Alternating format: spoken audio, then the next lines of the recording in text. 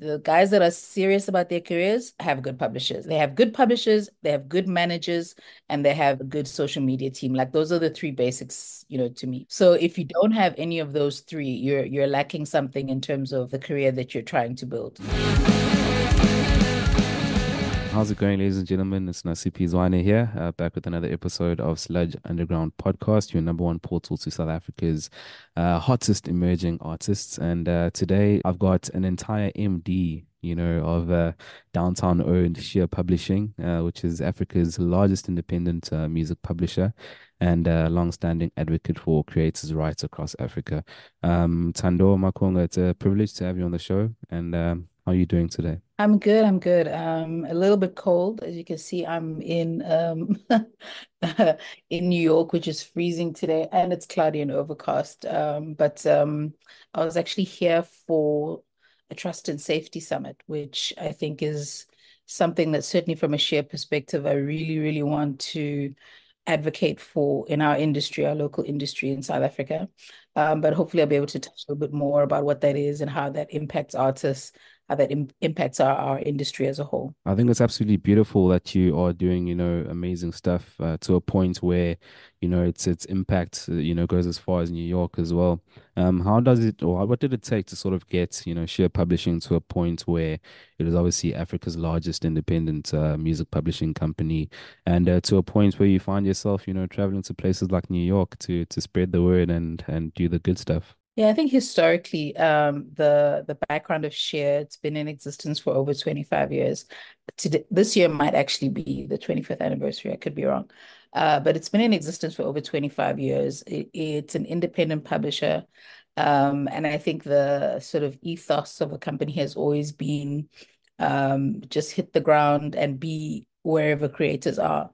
So at Share, we literally have been able to build probably one of the biggest catalogs dating back right to the 60s, of music all across the continent, a very specific focus on African music, African creators. At one point, Sheer had a distribution side called Sheer Sound, which was very focused on jazz music, and we still publish a lot of that catalog. Um, so that's, I think, the reason that it was able to get the attention of, another big independent, which is Downtown Music. Downtown Music in the US is specifically positioned around providing music services, distribution, publishing, all types of music services for indies as well. So, so it was a natural alignment for them when they were, looking to grow globally to find the best independent African publisher, and that was Sheer. And I think from a value perspective, we've been able to really align on a lot of things. And for me, I always say our purpose at Share is to empower African creatives. We're not in the business of, and I know publishers get the worst reputation sometimes, because when they don't understand something, sometimes people mistrust it, but we're not in the business of doing anything that doesn't empower African creatives. So whether that is, finding value for their works in places that they might not think there's value, which is always very exciting, is to find opportunities for creatives in some, guy who's a rapper in Pretoria, and we find a sync for him on an NBA 2K, like those things, give us great joy. Similarly, it's just exposing a lot of our African creators across the continent to new markets. So the partnership with Downtown has been very, very fruitful.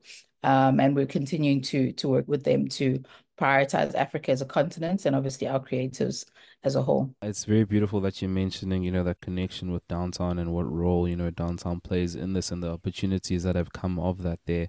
But maybe in lay terms, looking at sheer publishing as well, besides offering, giving artists and upcoming talent and just talents in general opportunities like that.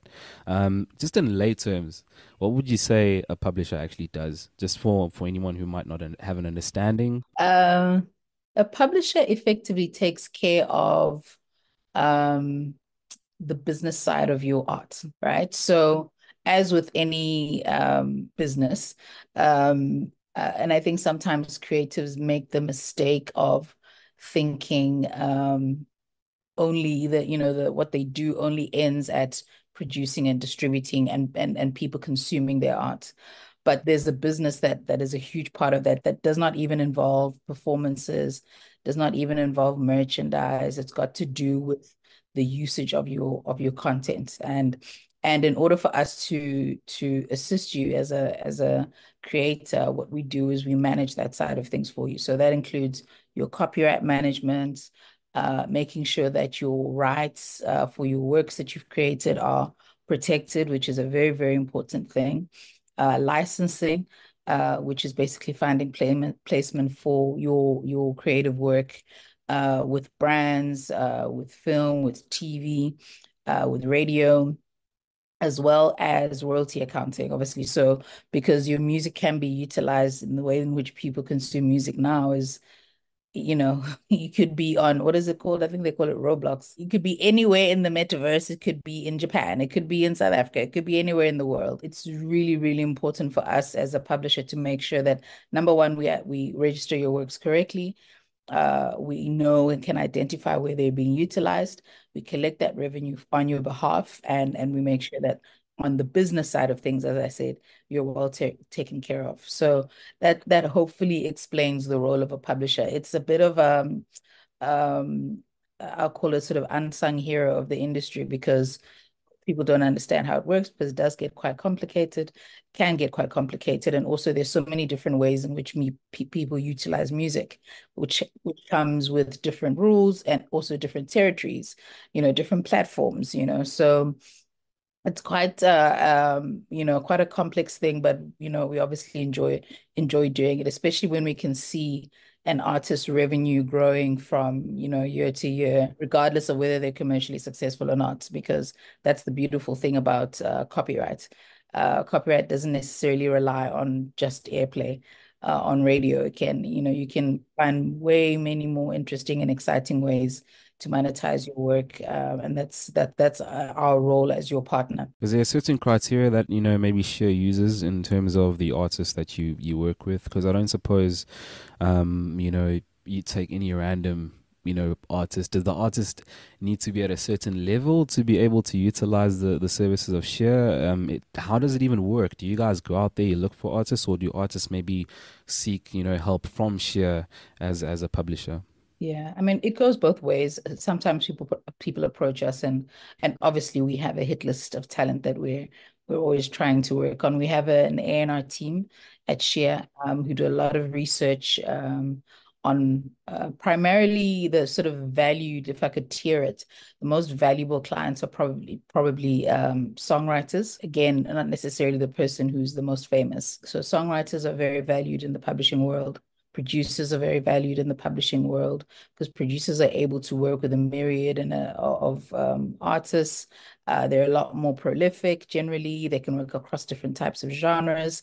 And I'll give you an example. About 2 years ago, we signed with Downtown, we signed a producer called, he produces for Ashake. And the cool thing about him is on any given month, there is something that he's releasing as a producer, as a solo artist as well.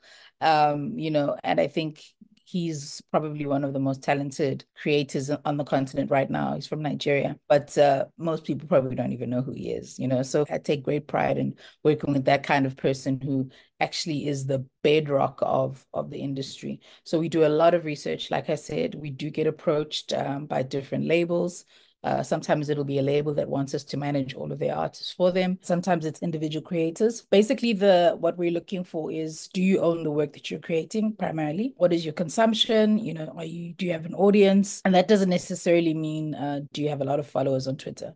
Audience really speaks to how many people are consuming your music. So monthly listeners, do you tour a lot? Where are you in the tier of creators in your genre that you actively work in? So it's a lot of things. Do you have previous catalog that we can also monetize? So yeah. You mentioned prior to this, you mentioned some jazz in there.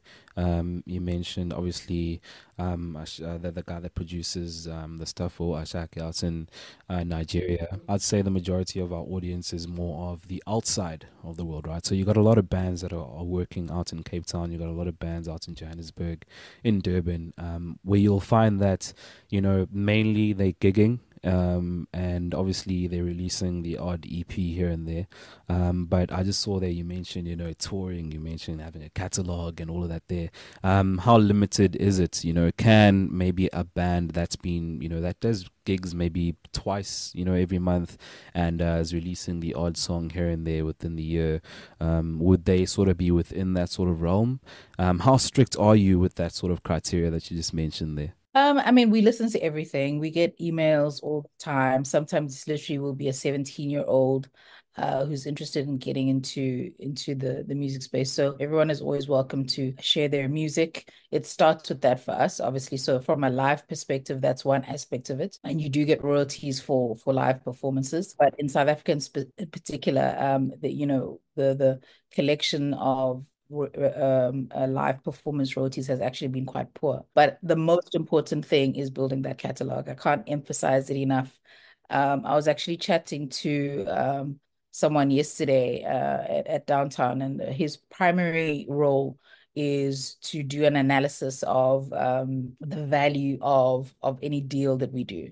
Right. And one of the key indicators and key factors of that is the size of the catalog. It sounds silly, but how frequently does a creator produce music? Do you just do an EP once every 3 years? How often do you feed the monster, basically, if I could put it that way?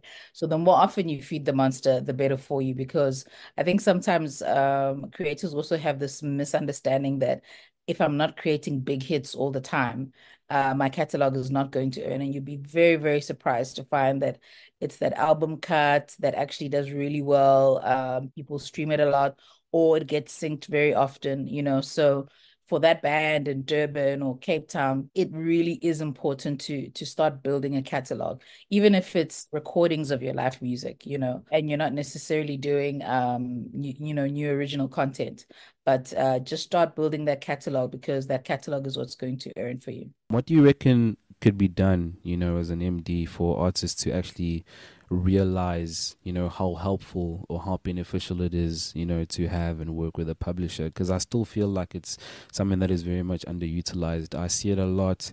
There's so many, especially in hip hop, there's a lot of hip hop artists that you'll find that are actually doing amazing work. They're really good.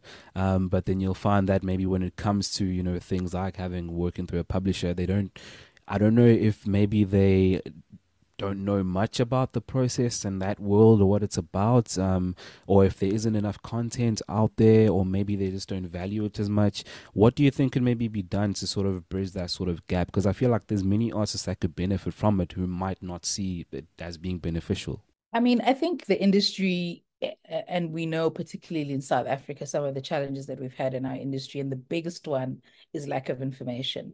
So if you are that hip hop artist, yes, it's important for you to be checking, the credits on the latest Metro Booming album to see what he sampled because you like the beat. Like that kind of work, I feel like happens organically, but you should be checking things like who published the song, who is this artist who is successful, who's publishing them, right?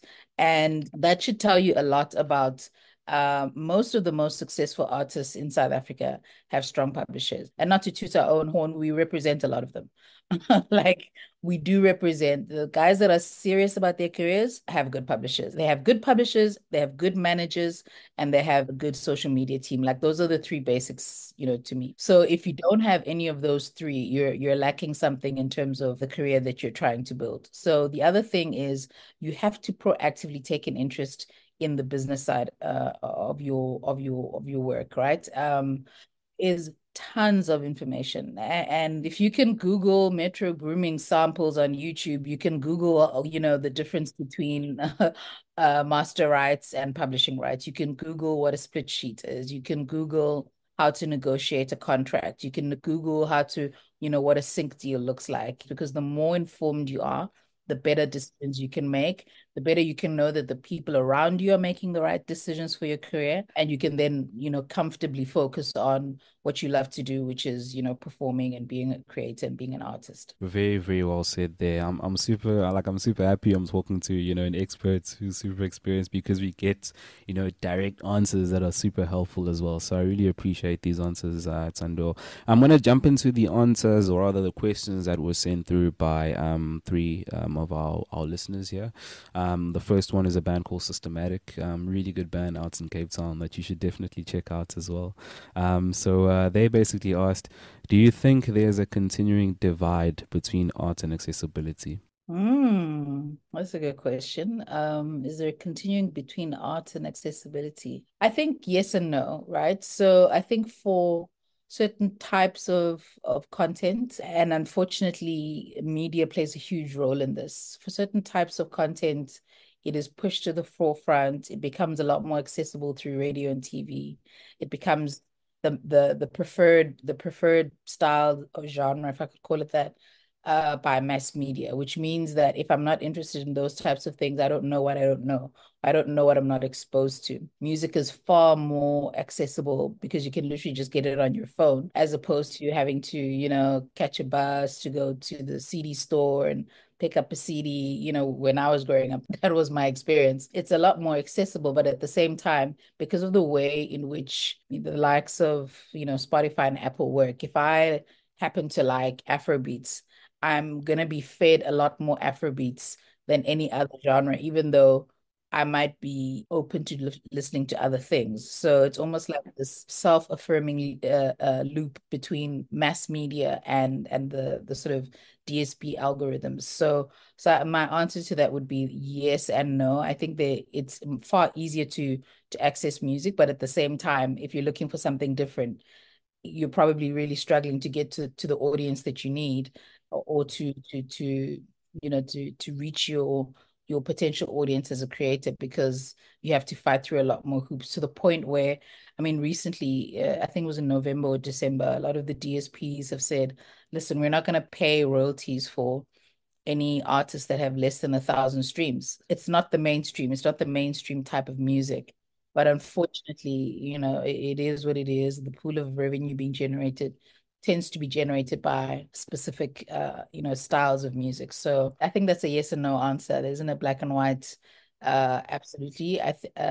One of the things that I always say is so, so important, especially for those artists that are touring and performing, is collect as much data as they can in those performances and shows, because you need to start growing an audience, even if it's just a newsletter that you send to your super fans, because then you start to create value around an audience that actually appreciates and understands the music that you do. So I would say they unfortunately have to do a lot more work to grow their own audience, because mass media is not going to support it most likely, and neither are the streamers. Yo, you hit it bang on there when you mentioned, the mainstream.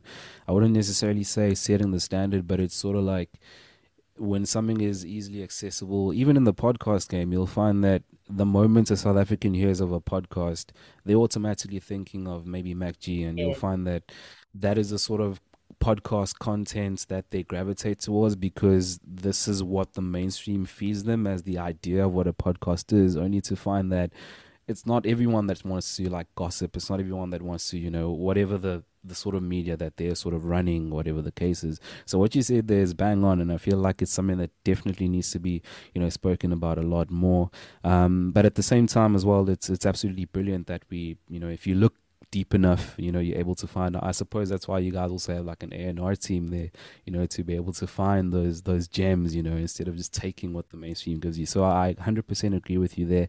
Second question is from Ethan Pelser, who I believe is actually part of Systematic. He says, "Yeah, do you think artists should be paid more?" Absolutely. I think one of the biggest um things I've witnessed, right? And I'll say, just myself as a consumer of music, and through my journey, like I said earlier, I used to buy CDs, like physical CDs. What I observed is that the value of music as a whole, when we used to pay 129 Rand for a 10 CD album, to paying 99 Rand subscription, to access all of the music in all of the land means that the value of music has definitely decreased, right? So because the value of music has decreased, what artists are able to get paid has also, decreased. And we see it. The artists from, the physical era were multimillionaires within a year because they were getting paid more because there was more to get paid. But now the cake is a little bit smaller. There are a lot more people eating the cake, and it has devalued. And that's why it's so, so important for us. And it's something that's a strategic priority for us at Share is to find ways in which to monetize music for artists because the value, the value of the thing has unfortunately been eroded over time. So there's so many ways in which you can be creative about finding ways to monetize your music. It does require a little bit more work. It's not quite as easy as it used to be even a decade ago. But yeah, to answer your question, yes, the artists are not getting paid what they used to be. And they're having to fight for a far smaller cake, if I could call it that way. Give me three of the best practices there. You mentioned them, obviously in theory, but if someone would want to monetize, what would the best sort of ways be? I assume it might be obviously the performance, the merch, etc. But if there's anything specific that you reckon could be helpful there. So I think one of the things that's important is, and I always say this, someone who is a songwriter, who's a producer, don't limit yourself, right? And I always give the example, there's our head of creative here at downtown was telling me a story about this band that did they're an indie pop band. I think they're from Boston, something like that. Not very successful, have a small little, regional market in Boston, but their music for some reason was just perfect for retail. So retailers in the US, and I know you know what I mean. If you go to an H&M or a Zara, there's a specific type of music that you're going to hear there, right? So it worked for that, but wasn't really, blowing up the charts. So he entered into a deal with them to create music specifically for those brands. And all they did was just use the skills that they already naturally have to provide a specific type of music for a brand. And that is one of the things that they do on the side while they're still doing their pursuing their indie pop careers. At the same time, anyone who can create can collaborate with, people that you wouldn't ordinarily think you'd be able to do. My perfect example of that is Rick Rubin, right? You'd never think that Rick Rubin, just looking at him, would be part of some of the biggest hip hop most classic iconic hip hop songs of our time because he's a creator. He doesn't limit himself. He doesn't say, well, I only work with serious, classically trained, this and that. Find ways in which you can create and continue creating. Pharrell Williams says this all the time. Don't stop creating. You never know, when you'd be able to find success in a different genre, in a different territory, by collaborating with different producers, collaborating with different writers. So I would say keep creating, keep working, don't limit yourself, be open to different experiences that you wouldn't expect. That includes even doing things like working with brands. I know like some artists are purists about things like that. But you'd be surprised at, some of them, the coolest artists that who are doing things with brands behind the scenes. They have no idea that's actually their production company that does that, So find ways in which to use your skill set outside of your sort of artist label. 100%. Yeah, thank you for that one there. And then the final question is from Ava or Ava.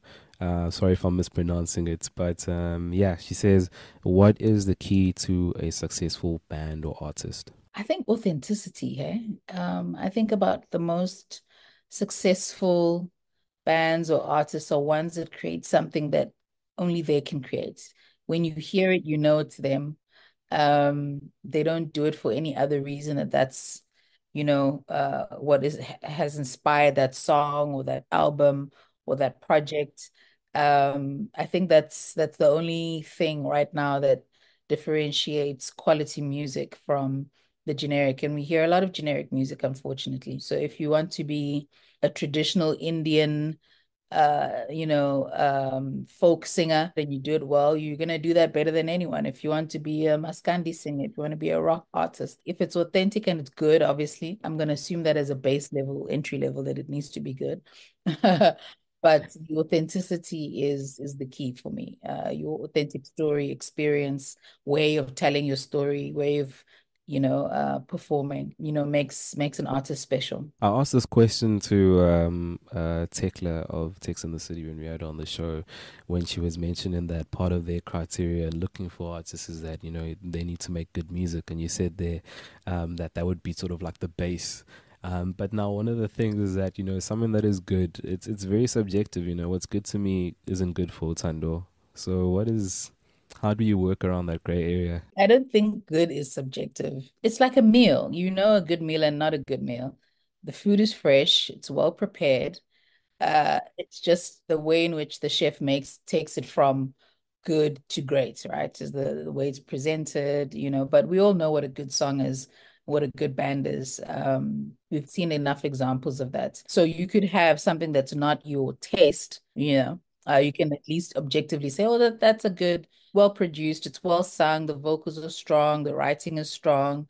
Might not be my taste, but it's still good music. So there's an element of subjectivity to your level of passion for it, depending on what the style of music. But I think we know what good music is and we know what bad music is, intuitively. No, 100%. No, that's a very good counter argument right there. Listen, Tando, I want to thank you for spending about 20 minutes or so with me having this conversation. With all the wealth of knowledge that you have, I'm just super grateful to have had this chance, to ask you some of these questions. And I'm really hopeful that even the listener, whether they be a musician, an artist, a band, or whatever, were able to learn something from here. I did mention in the beginning, though, that some of the stuff that we are going to be touching on is on obviously the website's frequently asked questions. So if there is anything that might have been left or that we didn't touch on, I'm pretty sure they can then get it from there. Otherwise, future plans, for Sheer, what can we sort of expect, from the company as a whole, especially looking at 2024? Yeah, our big focus, which it always has been, is, and I'm a huge proponent of collaboration and partnership. We have some really cool collaborations and partnerships planned for 2024, which I can't share right now in terms of our growth as a business, not just in South Africa, but on the rest of the continent. So you can definitely look out for that. Education is something that's hugely important for us at Share. I mentioned it earlier around lack of information just leads to a creator community that is not very well informed, and that's not good for our business. So we have partnered in the past with a lot of organizations. We're going to continue to do that in 2024. Anywhere where we can share a little bit more information and knowledge about publishing, not necessarily to sign people, just to make sure that people understand what it's about and why it's important. That is something that we're going to continue to do. And yeah, we've got some big plans just in terms of our services that the company is going to be rolling out over the next 18 months, which again, unfortunately, I can't share just yet. But yeah, some exciting things. But if anybody wants to reach out to us, our website is sharepublishing.com.